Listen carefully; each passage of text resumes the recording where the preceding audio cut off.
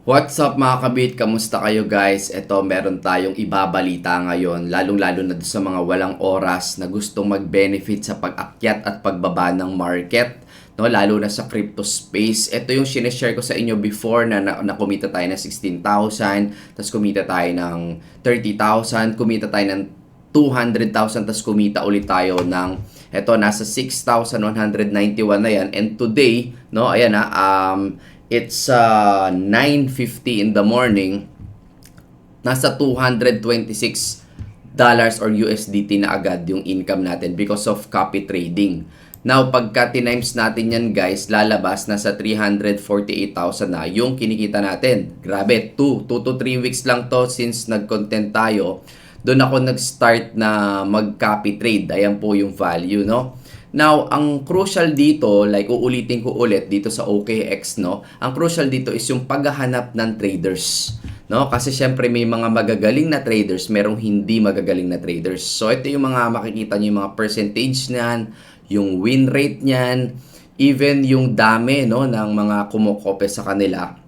Makikita niyo yan. Now guys, yung mga gusto talagang kumita dito sa crypto at forex, panoodin nyo tong video na to hanggang matapos kasi i-explain ko sa inyo paano ako nagbe-benefit dito kahit busy ako. Alam nyo naman, madami akong ginagawa, hindi lang pagte-trade, pero nakakapag-benefit pa rin tayo sa pag-akyat at pagbaba ng market. So, importante tong video update natin ngayon na wala na tong edit-edit. Literal, ngayon ko to sinushoot, no, para ma-update kayo as soon as possible. Now, ito yung kinita natin sa OKX, no? Again, ang crucial dito, paghahanap ng trader, at the same time, guys, maglalagay kayo ng stop loss, no? So, sa settings niyan, makikita nyo, ito, papakita ko rin sa inyo sino ba yung mga kinokopya ko. Minsan, kapag ka na-observe ko na hindi magaling yung trader, pinapalitan ko siya, no? And yan, kunyari, yung details nila, makikita mo yung total PNL, no, or yung profit and losses ninyo, makikita nyo yung binibigay nila sa inyo. Ito yung mga traders na kinokopya ko. Minsan puno sila pero abang-abangan nyo lang, no, kasi nga magagaling yung mga yan. Maliliit lang yung kinikita today. Pero guys, green, no. Ito, nasa 2,000 na yung binibigay niya, no, na profit sa atin. And of course, maglalagay kayo ng stop loss, no. Kapag tinignan nyo naman yung details niyan, pwede nyo namang i-adjust dito sa settings yung mga stop loss. Makikita nyo rin kung ano yung tinitrade nila. Yung mga wala pang OKX, nandyan sa baba. Now, stay tuned. Why? Because even yung Forex, no? Ay, medyo malinaw pala ako. Even yung Forex, no, ituturo din natin. Huwag nyo napansinin yung linaw ko, yung labo ko. Medyo malakas yung araw ngayon eh. Anyway, no, ang importante yung sinasabi ko. Sa Forex, ituturo ko rin sa inyo kung busy ka, no? Bakit tayo kumikita din, no? So, syempre, sa mga manual trader, pwede ka mag-analyze. Walang problema, technical analysis. But, ang pinag-usapan natin dito, marami kang ginagawa. Gusto mo mag-benefit sa crypto, gusto mo mag-benefit sa forex, ng safe at maayos at kumikita talaga. Now, bakit ko to sinishare? Para syempre mag-benefit din kayo dito. No? Kasi kami, guys, i-share ko to o hindi, kumikita na kami. Wala na problema. Now, it's your choice. Trade at your own risk. Huwag nyong ibubuhos yung savings nyo rito or what. Extra money nyo lang din ang ilalagay ninyo. So, going back dito sa settings, pwede nyo namang i-change yan, no? Pwede nyo namang ilagay yung stop loss ninyo. No? Kahit sa phone, pwede nyo siyang ayusin. Alright? So, yan. Now, yung sa Forex naman, guys, kung maaalala nyo dati, kinontent natin yung YouTube, no? Ito yun, pakita ko sa inyo, ha? Kinontent natin yung YouTube before na AI, 'di ba? AI na copy trading. So ito 'yon. Nakalagay dito, nag-podcast tayo nitong AI trading strategy, indicators and signals. 1 month ago na 'yan. Now, ginawa ko na siya, no? Dahil napag-usapan dito sa podcast, ginawa ko na siya. Yung AI, tinest ko na, yung signal, tinest ko na din, and nakita ko yung resulta. Siguro naka 1 month na, this is the perfect time, no, para i-share ko sa inyo ano yung naging resulta dun sa pag-try ko dun sa signals nila. By the way, ito yon, no, marami silang AI, marami silang signals, may mga chart din nagbibigay, but yung Telegram group nila, it can stand alone, meaning ito mismong binabato nilang signals, itong nasa likod ko guys, I don't know kung nakikita ninyo, ito yan, no, itong signals na to, binibigay nila guys yung mga signals. Nakokopyahin nyo na lang sa Forex. Now, kung gusto mo mag-benefit sa Forex, kailangan meron ka ding Forex account. So, I highly suggest na XM yung gamitin mo. May link din dyan sa description.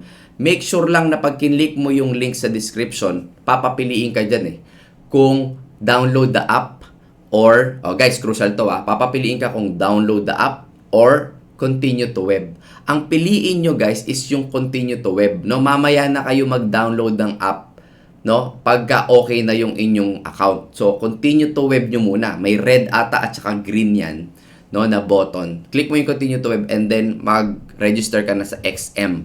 Yun ang gamitin mo dito para magka-connect tayong dalawa. Okay?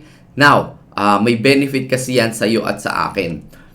So, ito yung mga signal, no, na binibigay nila. And kadalasan, TP1, TP2, ayan bang, bang. Ibig sabihin, tinatamaan nila palagi yung signals nila. Hindi palaging perfect. Minsan sa 10 bato nila, merong isang loss. Walang perfect.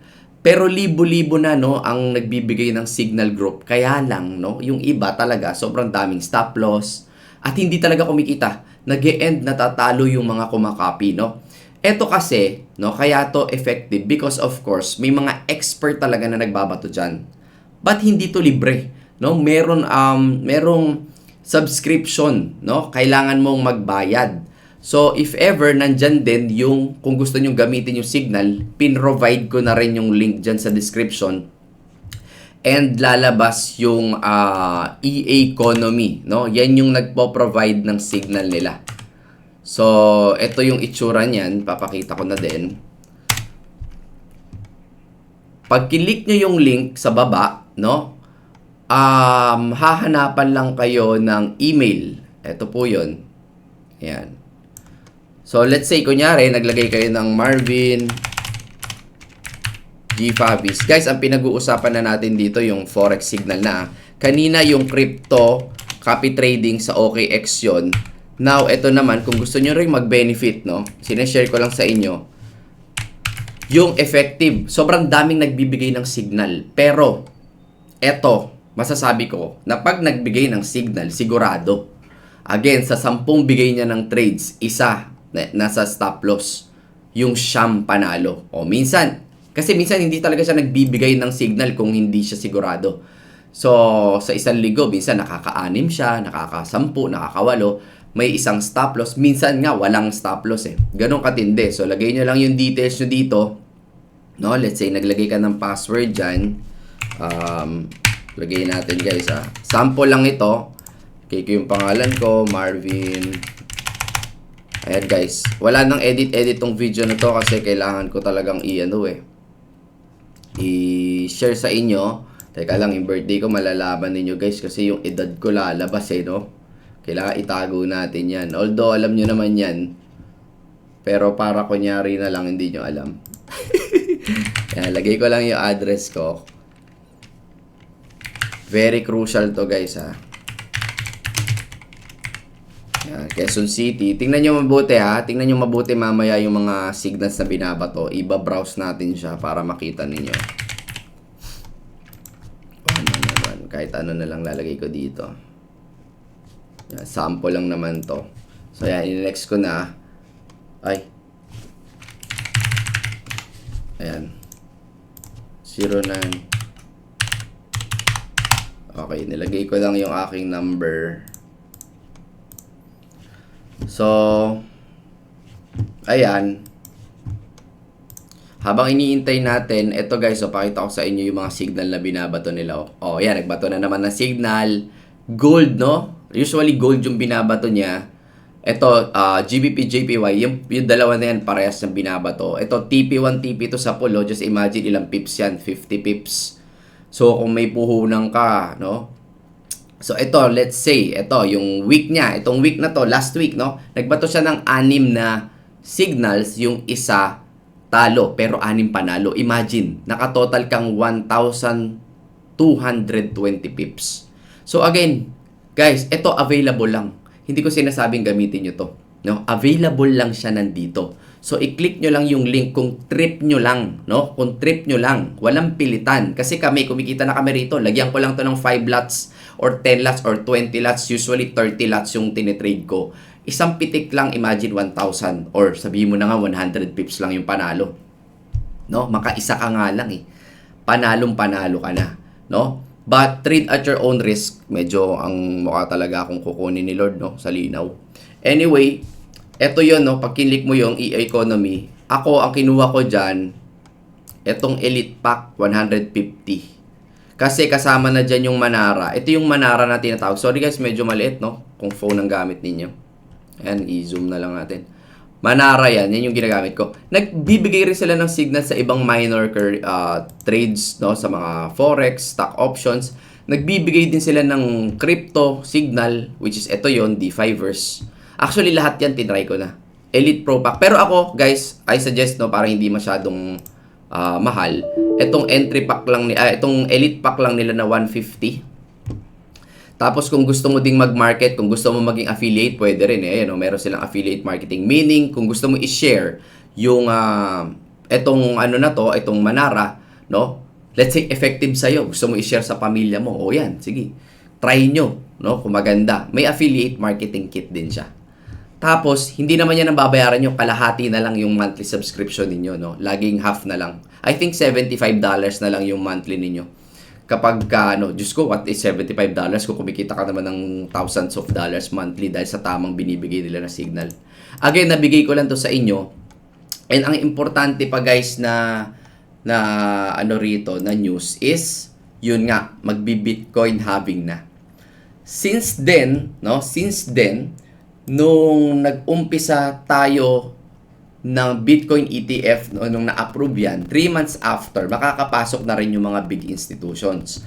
Now, very crucial to guys. Very crucial yun kasi magpapasok ka na. Meaning, talagang maraming kumpanya, big institutions na papasok na, no, at bibili na ng Bitcoin. Kasi tayo as a retail trader, mabilis tayo makabili. Punta lang tayo sa mga OKX, makakabili na tayo ng Bitcoin. But itong mga big institutions, no, nung na-approve yan sila BlackRock at yung iba pang mga sila Fidelity na mga Bitcoin ETF, mas madali na silang makapasok. And of course, very crucial yan. Like ito, sorry guys, napakalinaw ko talaga, no.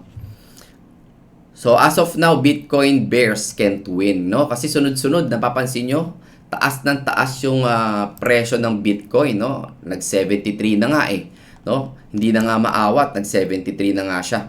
But anyway guys, no, isa pang crucial dito sa pag-akyat ng crypto is of course yung Bitcoin halving na tinatawag, which is mangyayari yan April 18, no, 30 days and 19 hours na lang. Crucial yan kasi mahahati na yung mga nagmimina or yung nagbibigyan ng reward or yung nagva-validate, no, kasi 'di ba alam naman natin 21 million lang yung supply ng Bitcoin. So, ngayon, exposed na ang 19 million and pahirap ng pahirap ang mina.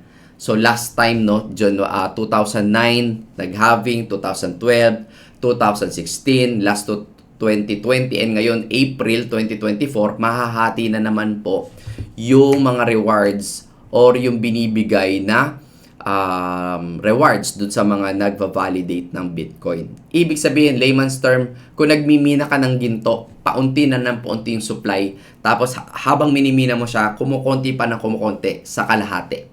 Meaning, kung nakakakuha ka ng, let's say, 1 Bitcoin, example lang pagdating ng halving, 500, kalahating 0.5 Bitcoin na lang yung makukuha mo as a reward habang ikaw ay nagva-validate or nagmimina. So, yun ang matagal pa yan guys, no, hanggang maubos yung supply ng Bitcoin. But it's okay kasi pataas naman ng pataas yung presyo niya and hindi natin alam, no, possible umabot na talaga ng 100 yung presyo ng Bitcoin. Wala nakakaalam pero for me, dun siya papunta. That's why sobrang daming bumibili sa akin ng USDT para makabili ng Bitcoin.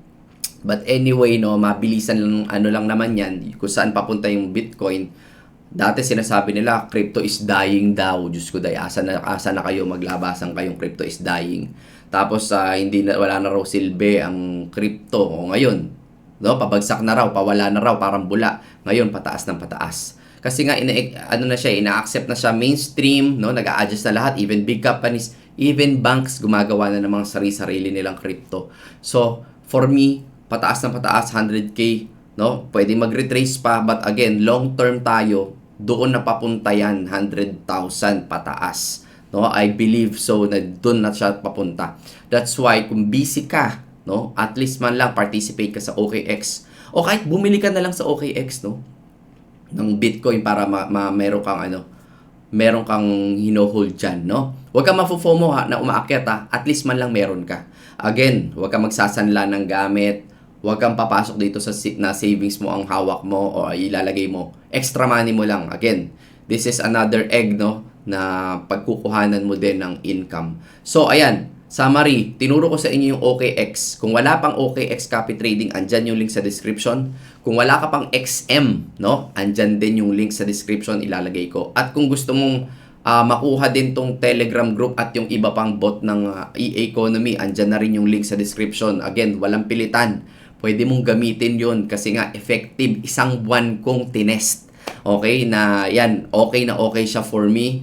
No, lalo na kung busy ako, wala akong time mag-analyze, at least nagbibigay lang siya ng signal, kokopyahin ko lang using my XM account and then yung signal niya, and then nagpa-profit tayo. So I hope may naitulong ako sa inyo, no? I'm just sharing this para mag-benefit ka rin sa mga nangyayari din sa amin dito sa crypto world. Again, this is Marvin Favis. Kung may questions ka, lagay mo lang sa comment section. Kung may natulong ako sa iyo, huwag mong kalimutan i-like yung button. Maraming salamat po sa oras ninyo. And again, walang edit, upload ko agad to ngayon. God bless you.